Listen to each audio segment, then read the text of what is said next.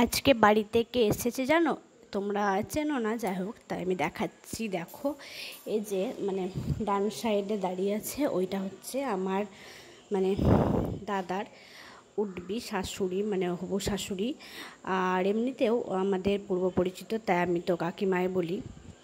তো যাই হোক, আজকে দাদা শ্বশুর শাশুড়ি এসেছিলো এমনি বেড়াতে আমাদের বাড়ি। আর আজকে যা গরম না, চরম গরম।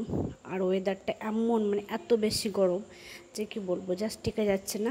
তো মা আর ওই কাকিমা দুজনে মিলে এখন দেখো গল্প করছে। এরপরে পিকুটাও দুষ্টুমি করে বেড়াচ্ছে, ওর তো সারাদিনই দুষ্টুমি চলতেই থাকে। তারপরে হচ্ছে এসছিল 11টার দিকে। আর তারপরে তখন আমি ভিডিও করতে পারিনি, যেহেতু আমি তখন বাড়িতে ছিলাম না।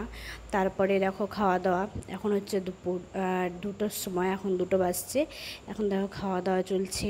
খাওয়া দাওয়া করে কিছুক্ষণ বসেই চলে গিয়েছে। তার কারণ হচ্ছে ওদের বাড়ি একটু দূরে, বাইকে এসেছিলো, বাইকে প্রায় 2 ঘন্টা লাগে। তো এবার বাইকে যেতে হবে, সেই জন্য 4টার দিকে বেরিয়ে গিয়েছিলো। আর কি বলতো, ওরা এসেছিলো এমনি বিয়ের ডেটটা ফিক্সড করতে, কিন্তু ফাইনাল ডেটটা একটা ঠিক করলো এখন। কিন্তু যেহেতু অনেকটা টাইম, এখনও লং টাইম রয়েছে বিয়েতে, সেই জন্য যেই লগ্নপত্র বলে সেটা এখন হবে না। সেটা মোটামুটি বিয়ের 1 মাস আগে হবে, এত আগে থেকে করবে না।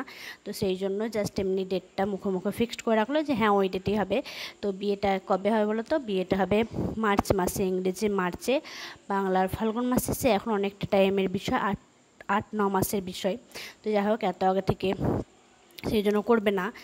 আর এত আগে থেকে আমরাও ডেটটা এখনও বলতে চাইছি না, যেহেতু ডেট ফিক্সড হয়ে গেছে। কারণ আগে থেকে হইচই করা এটাও ঠিক নয়। কারণ আমার নিজের বিয়ের সময় আগে থেকে অনেক কিছু হইচই করে সব ভেস্তে গিয়েছিলো।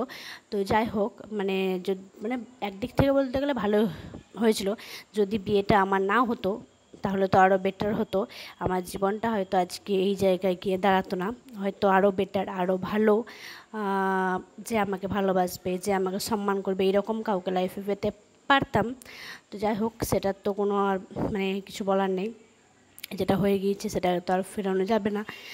তো কিছু করার নেই, যেটা হয়ে গিয়েছে সেটাকে মানতে হবে। আর একটাই মানতে হবে যে হ্যাঁ, ঠাকুর যা করে ভালোর জন্যই করে। তো জাস্ট ওটাই ভেবে বসে আছি, বা ওটাই ভাবছি যে হ্যাঁ, ঠাকুর যেটা করে, হয়তো আমার জীবনে যেটা করেছে বা এখনও যেটা করছে সেটা আমার ভালোর জন্যই করছে। তো দেখা যাক কি ভালো হয়। আমি জানি না আদৌ কি ভালো হবে, তবে হ্যাঁ, ভালো নিশ্চয়ই হবে বা হয়েছে। আমি আমার পিকুকে পেয়েছি, এটাই তো আমার সবথেকে বড় পাওনা, বা সবথেকে ভালো একটা বিষয় যে আমি আমার জীবনে আমার ছেলেকে পেয়েছি, আমি মা ডাক শুনতে পেয়েছি, আমি মা হতে পেরেছি। যাই হোক, সেটাই বড়। তো দেখো, এখন আমার ওই দাদা শ্বশুর শাশুড়ি বাড়ি চলে গেল। তো আমি আজকে ভ্লগটা এখানে শেষ করছি। বাই।